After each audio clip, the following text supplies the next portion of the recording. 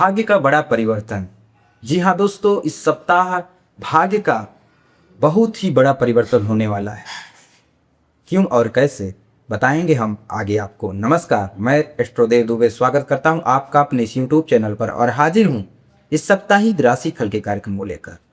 प्रिय दर्शकों, हम जानेंगे कि कौन से वह ग्रह है जो हमारे मिथुन राशि के जातक को इस सप्ताह प्रभावित करने वाले हैं, अर्थात लाभप्रद करने वाले हैं। कौन से वह ग्रह है जो बेहद हानिकारक सिद्ध होने वाले, अर्थात हानि पहुंचाने वाले हैं। तो राशिफल का ये कार्यक्रम प्रारंभ करने से पहले मैं आपको बता दूं, आपकी कुंडली में जो राशि अर्थात आपकी जन्म राशि पर आधारित है यह राशि। यदि आपको अपनी जन्म राशि नहीं पता है तो आप इसको अपने प्रचलित नाम राशि के अनुसार देख सकते हैं। तो चलिए राशिफल का यह कार्यक्रम प्रारंभ करते हैं।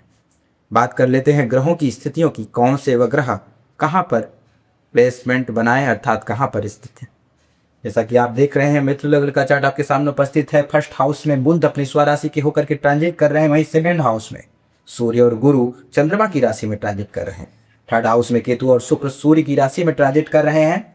फिफ्थ और फोर्थ हाउस में कोई प्लैनेट नहीं, वहीं सिक्स्थ हाउस में भी कोई प्लैनेट नहीं है। सेवंथ हाउस में चंद्रमा जो कि पूरे सप्ताह धनु, मकर और कुंभ में ट्रांजिट करेंगे। और वहीं शनि इस सप्ताह वक्री होने वाले हैं और अभी ट्रांजिट कर रहे हैं 10th हाउस। 11th और 12th हाउस में कोई भी प्लैनेट नहीं है। ये रही आपकी ग्रह स्थितियाँ। तो चलिए अब जान लेते हैं कि पूरे सप्ताह या समय कैसा होगा। क्या आपके करियर में उछाल देखने को मिलेगा, स्वास्थ्य कैसा होगा। सबसे पहले बात करते हैं स्वास्थ्य की। स्वास्थ्य की दृष्टिकोण से समय कैसा है। फर्स्ट हाउस में बुध का ट्रांजिट करना अपनी ही राशि में बेहद उत्तम सहयोग है, बहुत ही अच्छा समय। स्वास्थ्य के दृष्टिकोण से विशेष कोई समस्या नहीं दिखाई दे रही है। मानसिक समस्या थोड़ी सी इस सप्ताह आपको होने वाली है। मन किसी कारण विचलित हो सकता है, मन परेशान हो सकता है, विशेष कोई समस्या नहीं है। वही बात कर लेते हैं कैरियर की। कैरियर को लेकर के कौन सा वह निर्णय जो लिया जा सकता है, कौन सा वह निर्णय जिसे लेने से आपको बचना है। कैरियर की जब भी बात आती है हम लोग 10th हाउस को देखते हैं, 10th हाउस के लॉर्ड को देखते हैं, 10th हाउस में पढ़ने वाली ग्रहों की दृष्टियों को देखते हैं। तो शनि वहां पर बैठे हुए हैं गुरु की राशि पे। शनि का 10th हाउस में बैठना कोई गड़बड़ बात नहीं है, अर्थात कोई खराब बात नहीं है, लेकिन शनि है कर्म फलदाता, न्याय के देवता, कर्म के अनुसार फल देते हैं। यदि आप अपने बिजनेस में या करियर में कर्म नहीं कर रहे हैं तो आपको रिजेक्ट नहीं करेंगे। आपको अनुशासन में रहना होगा, नियम फॉलो करना होगा। इस सप्ताह थोड़े से आलस से आके पूरे काम को बिगाड़ सकते हैं, इसलिए सप्ताह आपको आलस से नहीं करना है। लग्न में बुध ट्रांजिट करने से बुद्धि की कोई कमी नहीं है आपके अंदर। इस सप्ताह आपको ज्ञान की उसमें कोई कमी नहीं महसूस होगी, लेकिन थोड़ा कहीं ना कहीं आलस के कारण आपके कार्य बिगड़ सकते हैं। इसलिए करियर में निर्णय लेने से पहले आलस से आपको त्यागना होगा। बात कर लेते हैं बिजनेस की। बिजनेस की वही स्थिति है, आपको जो भी बंद पड़ा हुआ बिजनेस है वापस पुनः प्रारंभ कर सकते हैं, लेकिन उससे पहले अपने अंदर आपको नियम, अनुशासन, कर्म के प्रति ईमानदार रहना होगा। बात करते हैं जॉब की।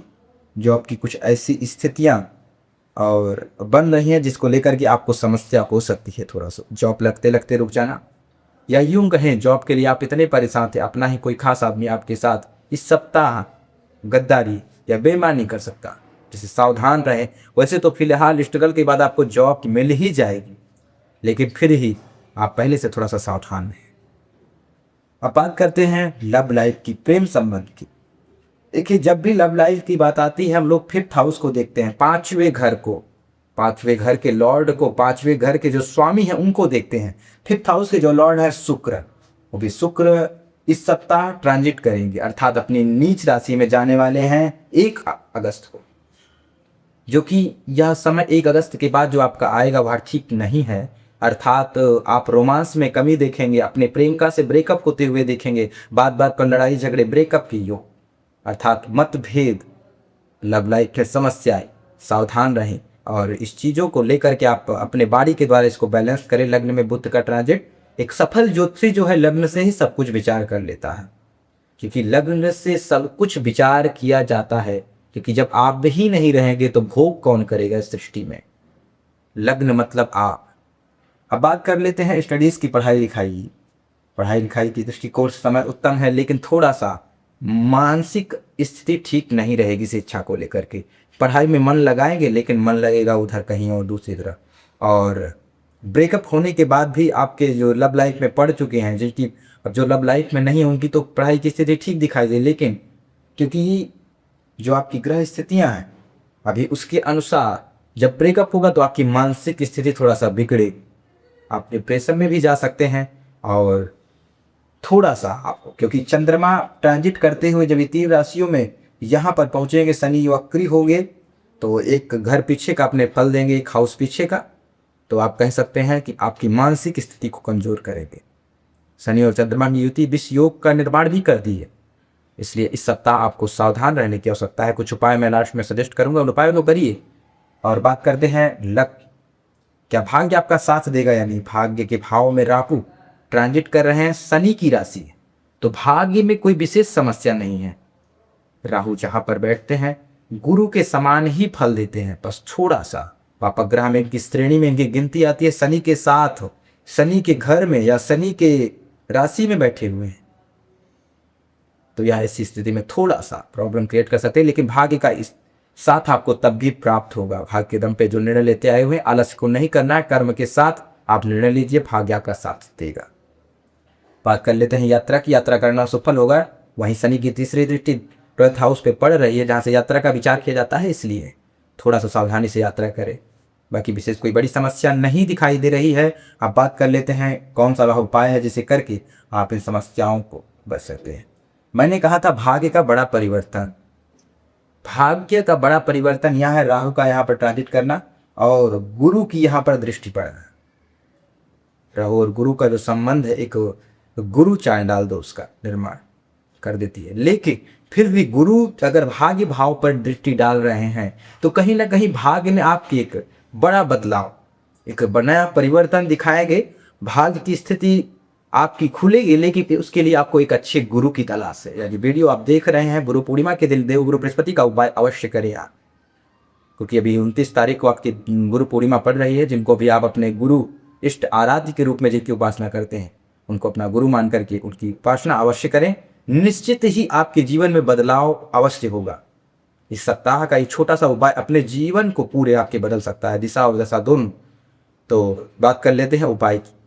कौन सा वह उपाय जिससे करके आप इन समस्याओं से बच सकते हैं। सबसे पहला उपाय, आपको सूर्योदय से पहले उठना है, पीतल के लोटे में लाल चंदन रखकर भगवान सूर्य को अर्घ्य प्रदान करना है। दूसरा उपाय, गुरु पूर्णिमा के दिन अपने गुरु का पूजन करना है, गुरु का स्मरण, गुरु का ध्यान, गुरु के दिए गए मंत्र का जाप। एक छोटा सा उपाय इस सारे लोगों के लिए है। कोई भी किसी लग्न की पत्रिका हो, कोई भी प्लैनेट कहीं पर बैठा, तो गुरु बृहस्पति का यह उपाय आपको अवश्य करना चाहिए, क्योंकि गुरु तमसो मां ज्योतिर्गमय, अंधकार से प्रकाश की ओर, जीवन के जो अंधकार है उनको दूर करके प्रकाश की ओर ले जाता है। इसलिए आप इस उपाय को करिए। गुरु पूर्णिमा के दिन अपने गुरु का ध्यान करिए, गुरु का स्मरण करिए, गुरु के दिए गए मंत्र का जप करिए। उसके बाद तीसरा उपाय है, आपको वैवाहिक जीवन लव लाइफ में समस्या आ रही है तो भगवान शिव को इत्र चढ़ाए सावन के इस महीने में, क्योंकि 20 तारीख से श्रावण मास लग रहा है, और स्वयं इत्र लगाएं। उससे पहले भी आप यह उपाय कर सकते हैं, उसमें कोई समस्या नहीं। यदि कार्यक्रम पसंद आ रहा है तो हमारे वीडियो को सब्सक्राइब करें, और किसी उपाय यदि आपकी जानकारी चाहिए उपाय के बारे में तो आप हमारे चैनल पर कमेंट कर सकते हैं, दिए गए नंबर पर संपर्क कर सकते हैं। तब तक के लिए नमस्कार, इजाज़त दीजिए, अगले में मिलते हैं अगले वीडियो।